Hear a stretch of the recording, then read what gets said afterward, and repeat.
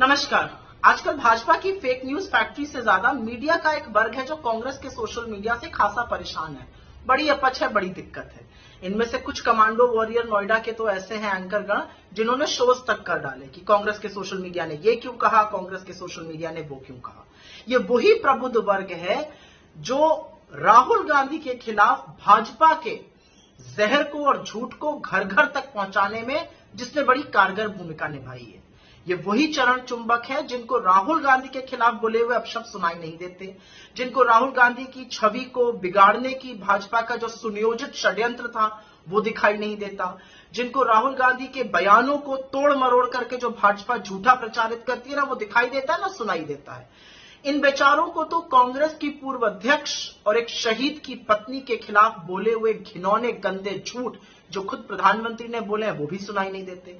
इनको आजाद भारत के प्रथम प्रधानमंत्री नेहरू के खिलाफ बोले हुए अमर्यादित अपशब्द नहीं सुनाई देते। इनको तो महात्मा गांधी का अपमान और गोडसे का महिमा मंडन भी नहीं सुनाई देता। इन बेचारों को सुनाई और दिखाई देता है तो सिर्फ वो सवाल जो मोदी जी से पूछेगा, और उससे फिर क्या फर्क पड़ता है कि वो सवाल तार्किक हो, सच से बुलंद हो, तथ्यों पर आधारित हो, कोई फर्क नहीं पड़ता।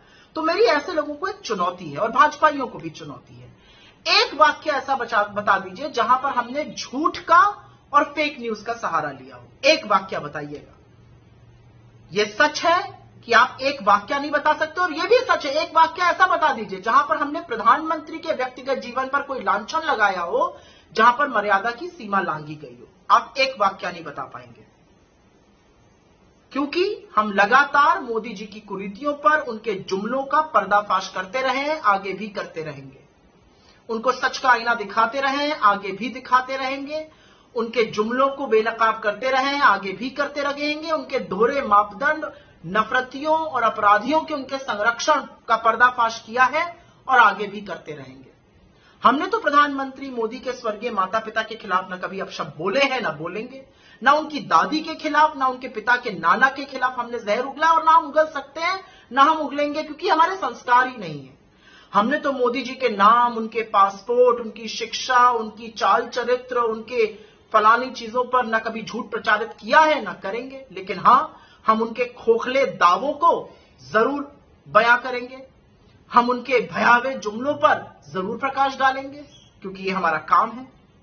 हमने यह सब नहीं किया, लेकिन हम तो वो कर रहे हैं जो मीडिया को करना चाहिए था। हम मोदी जी से महंगाई पर, बेरोजगारी पर, गरीबी पर, आर्थिक असमानता पर, चीनी अतिक्रमण पर, अडानी के महाघोटाले पर, महिला की सुरक्षा पर, अपराधियों को दिए संरक्षण पर लगातार सवाल पूछ रहे हैं और सवाल पूछते रहेंगे।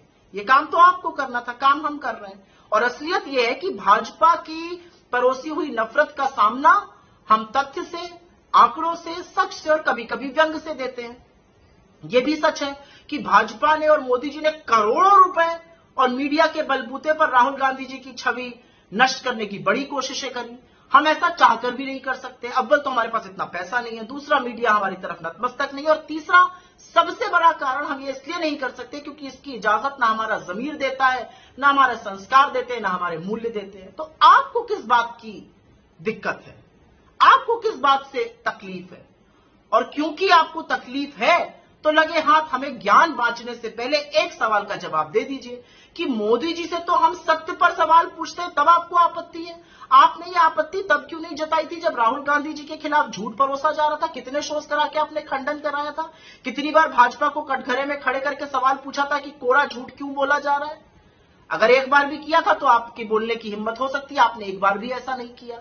तो तब आंख मूंद कर बैठे थे और अब शोज होंगे। ये तो आपका भी दोहरा मापदंड दिखाता है। और अपने भाजपा के मित्रों से मुझे सिर्फ ये कहना है कि इसी जीवन में पाप और पुण्य का फैसला होता है।